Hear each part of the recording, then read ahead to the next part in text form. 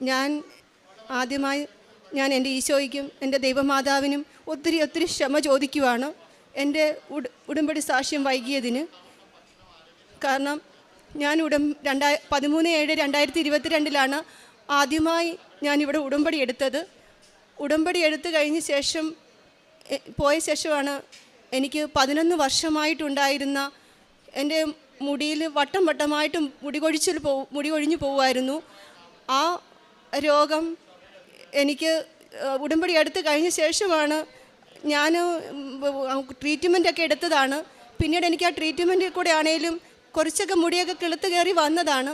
പിന്നീട് എനിക്ക് തന്നെ ആ രോഗം ബാധിക്കത്തില്ലെന്ന് തന്നെ വിചാരിച്ചതാണ്. പിന്നെ ഉടമ്പടി എടുത്ത ശേഷം പിന്നെ ആ രോഗം എന്നെ പിന്നെയും പിടികൂടിയത്. പിന്നെ എൻ്റെ മുടിയിൽ നിന്ന് ആ വട്ടമായിട്ട് മുടി കൊഴിച്ചിലുണ്ടായി. അപ്പോൾ ഞാൻ ഒരുപാട് വിഷമിച്ചു. പിന്നെയും ട്രീറ്റ്മെൻറ്റിന് പോവുകയൊക്കെ ചെയ്തു. പക്ഷേ അവിടെ നിന്ന് എനിക്ക് മുടി കിളുത്ത് കയറിയില്ല. ഡോക്ടർ പറഞ്ഞ പ്രകാരം ട്രീറ്റ്മെൻറ്റ് ചെയ്യാൻ എനിക്ക് പേടിയായിരുന്നു. പക്ഷേ ഞാൻ അമ്മയോട് പറഞ്ഞു, എനിക്ക് പേടിയാണ് അമ്മേ, അവിടുന്ന് അവർ ബ്ലഡ് കുത്തിയെടുത്ത് കളഞ്ഞ ശേഷമേ മുടി കിളിപ്പിക്കാമെന്നാണ് പറഞ്ഞത്. പക്ഷേ എനിക്കതിൻ്റെ പേടി കാരണം ആ ട്രീറ്റ്മെൻറ്റിന് പോയില്ല.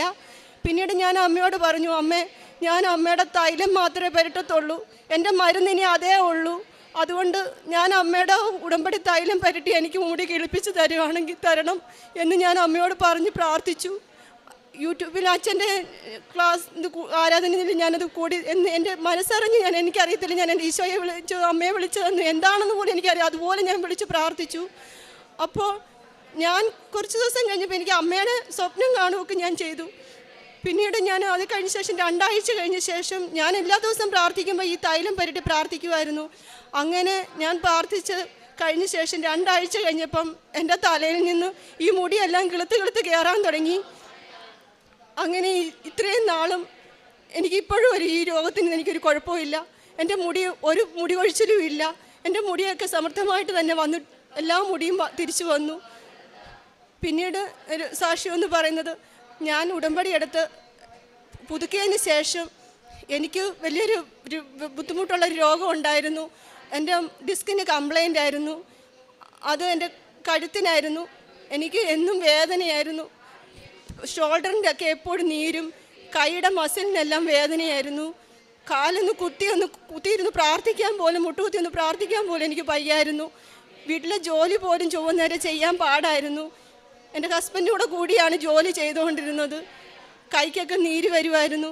കൈ മടക്കി പിടിക്കുമ്പം, രാവിലെ എഴുന്നേറ്റ് കൈ പിടിക്കുമ്പം മടക്കി പിടിക്കാൻ പോലും എനിക്ക് വേദനയായിരുന്നു. ഞാൻ ഓയിൻമെൻറ്റും കുഴമ്പുമൊക്കെ പുരട്ടിയാണ് നടന്നുകൊണ്ടിരുന്നത്. പ്രാർത്ഥിക്കുമ്പോൾ തന്നെ കസേരയിലിരുന്നാണ് പ്രാർത്ഥിച്ചുകൊണ്ടിരുന്നത്. ഇന്ന് എത്ര നേരം വേണമെങ്കിലും എനിക്കിരുന്ന് പ്രാർത്ഥിക്കാൻ സാധിക്കും. എന്നും പ്രാർത്ഥിക്കുമ്പോൾ അമ്മയുടെ തൈലം എൻ്റെ കഴുത്തിന് ഞാൻ പുരട്ടി പ്രാർത്ഥിക്കുമായിരുന്നു. അങ്ങനെ ഞാൻ പ്രാർത്ഥിച്ചതിൻ്റെ ഫലമായിട്ട് എൻ്റെ ഡിസ്കിൻ്റെ കംപ്ലൈൻ്റ് എല്ലാം മാറി. എൻ്റെ ശരീരത്തിൽ മൊത്തം നീരും മാറി. ഇപ്പോൾ എത്ര പണി വേണേലും ചെയ്യാം, എന്ത് വേണേലും എനിക്കിപ്പോൾ ചെയ്യാൻ പറ്റും. എൻ്റെ ശരീരത്തിന് ഇപ്പോൾ നീർക്കെട്ടോ, കാല് മുട്ടുകുത്തി എത്ര നേരം വേണേലും പ്രാർത്ഥിക്കാനും എനിക്ക് സാധിക്കും. എൻ്റെ ആ രോഗം എന്നെ പരിപൂർണമായിട്ട് എനിക്ക് ഈശോ എൻ്റെ അമ്മ മാതാവ് വഴി എനിക്ക് ഈശോയിൽ നിന്ന് ആ അനുഗ്രഹം കിട്ടി. പിന്നെ പിന്നീട് എനിക്കൊരു സാക്ഷ്യം എന്ന് പറയുന്നത് എൻ്റെ മകളാണ്. മകൾ 2023 SLC പാസ്സായതാണ്. ആ പാസ്സായ സമയത്ത് അവൾക്ക് പരീക്ഷയുടെ സമയത്ത് ഭയങ്കര പേടിയായിരുന്നു. പരീക്ഷാ പേടി കാരണം അവൾ പഠിക്കുന്നതൊന്നും ഓർമ്മയില്ല. പഠിക്കുന്നതെല്ലാം അവൾ മറന്നു കളയുമായിരുന്നു. ചില വിഷയങ്ങളൊക്കെ അവൾക്ക് ഭയങ്കര പാടാണെന്ന് അവൾ പറയും. എനിക്ക് ഞാൻ എപ്പോഴും അവളോട് എപ്പോഴും പ്രാർത്ഥിക്കുമായിരുന്നു. അവൾ പഠിക്കാൻ പോകുമ്പോഴും ഞാൻ എന്നും തൈലം പുരട്ടി അവളെ കൊടുത്തു വിടുന്നത്. അവൾ പ്രാർത്ഥിച്ചാൽ ഞാൻ അവളെ വിടുന്നത്. അങ്ങനെയാണ് അവൾ 2023 പരീക്ഷയ്ക്ക് ഒരുങ്ങുമ്പോൾ എനിക്കെൻ്റെ മനസ്സിൽ അങ്ങനെയാണ് തോന്നിയത്. അവൾ പോകുമ്പോൾ ഞാൻ അവൾക്ക് വേണ്ടി പ്രാർത്ഥിച്ചിട്ട് അവിടെ നെറ്റി തൈലം കുരിശ് വരച്ച് പ്രാർത്ഥിച്ചിട്ട് ഈ ഉടമ്പടി കാശ് രൂപ അവിടെ കൈ കൊടുത്തു വിട്ടു. പ്രാർത്ഥിച്ച് തന്നെ കൊടുത്തു വിട്ടു. വിശ്വാസ പ്രമാണം ചൊല്ലി പ്രാർത്ഥിച്ച് അവിടെ കൈ കൊടുത്തു വിട്ടു. ഞാൻ എൻ്റെ മോളോടും പറഞ്ഞു, എൻ്റെ മോൻ പ്രാർത്ഥിക്കണം, അമ്മേനെ ഞാൻ നിന്നെ കൂടെ കൊണ്ടുതരികയാണ്, നീ ഇത് സൂക്ഷിക്കണം, അത് കളയരുത്. അതുപോലെ തന്നെ വിശ്വാസത്തോടെ കൂടി വിശ്വാസ പ്രമാണം ചൊല്ലി പ്രാർത്ഥിച്ച് എൻ്റെ മോന് പരീക്ഷ നന്നായി എഴുതാൻ പറ്റും, നിനക്ക് അമ്മയും പ്രാർത്ഥിച്ചോളാം, നീ നന്നായിട്ട് പ്രാർത്ഥിച്ച് ഈ വിശ്വാസ പ്രമാണത്തോടു കൂടി ചൊല്ലി നീ പ്രാർത്ഥിച്ചിട്ട് ഈ കാശ് രൂപ ഉപയോഗിക്കണമെന്ന് പറഞ്ഞു. അങ്ങനെ അവളത് കൊണ്ടുപോയി പ്രാർത്ഥിച്ചു.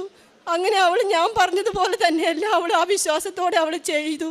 അതിൻ്റെ ഫലമായിട്ട് SLC പരീക്ഷ അവൾ നന്നായിട്ട് എഴുതി 85% മാർക്കോടുകൂടി അവൾക്ക് ജയിക്കാനും സാധിച്ചു.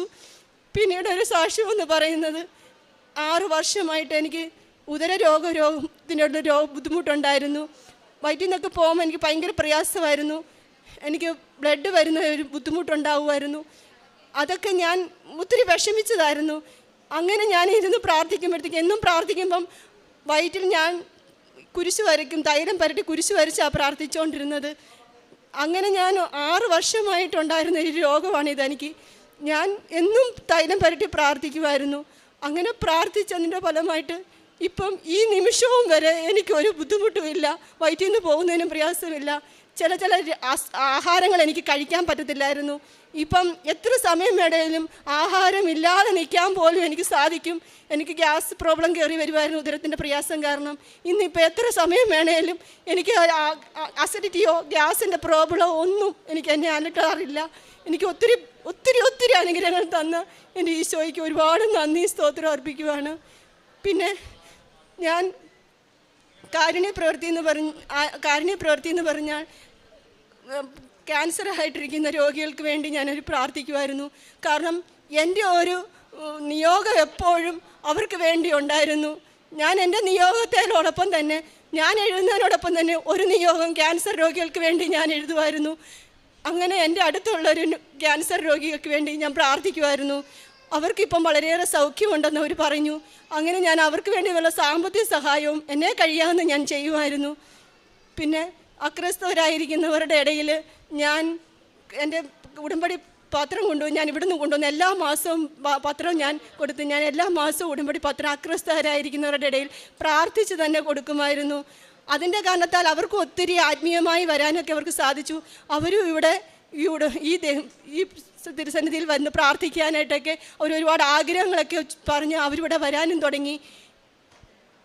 പിന്നെ എന്നെന്ന് പറഞ്ഞാൽ ഞാൻ ആത്മീയമായെന്ന് പറഞ്ഞാൽ എനിക്ക് ഒരുപാട് ദേഷ്യവും അരിശവും ഒക്കെ ഉള്ളൊരു ഒരാളായിരുന്നു. ഞാൻ കുടുംബത്തിലാണേലും ദേഷ്യപ്പെടുമായിരുന്നു. അങ്ങനെ എന്തെങ്കിലും കാരണത്താൽ ദേഷ്യപ്പെടുമായിരുന്നു. ഇപ്പോൾ എല്ലാം സഹിക്കാനും ക്ഷമിക്കാനുമുള്ള ഒരു ഹൃദയം എനിക്ക് ഈശോ തന്നിട്ടുണ്ട്. അമ്മ മാതാവ് വഴി എനിക്ക് ഒരുപാട് മനസ്സിനകത്ത് ഒരുപാട് സഹിക്കാനുള്ള ക്ഷമിക്കാനുള്ള ഒരു വിവേകം എൻ്റെ മനസ്സിലുണ്ട്. നീ ചെയ്യുന്നതൊക്കെ തെറ്റാണെന്നൊരു ബോധ്യത്തോടു കൂടി ഞാൻ എൻ്റെ മനസ്സിനെ ഞാൻ ഇത് ചെയ്യാറുണ്ട്. എൻ്റെ മനസ്സിലേക്ക് ആരോ പറഞ്ഞു തരാറുണ്ട്, ചെയ്യുന്നതൊക്കെ തെറ്റാണ്, നല്ല വഴി കൂടെ ജീവിക്കണമെന്നുള്ള രീതിയിലേക്ക് എന്നെ വളർത്തിക്കൊണ്ട് വരാറുണ്ട്. അതനുസരിച്ച് ഞാനിപ്പോഴും എൻ്റെ ജീവിതത്തിൽ ഞാൻ മുന്നോട്ട് പോയിക്കൊണ്ടിരിക്കുകയാണ്. ഒരുപാട് നന്ദി, ഒരുപാട് സ്തുതി, ഒരുപാട് എൻ്റെ അമ്മയ്ക്കും എൻ്റെ ഈശോയ്ക്കും കോടാനുകോടി നന്ദി അർപ്പിക്കുന്നു. തന്നെ വിളിച്ചപേക്ഷിക്കുന്ന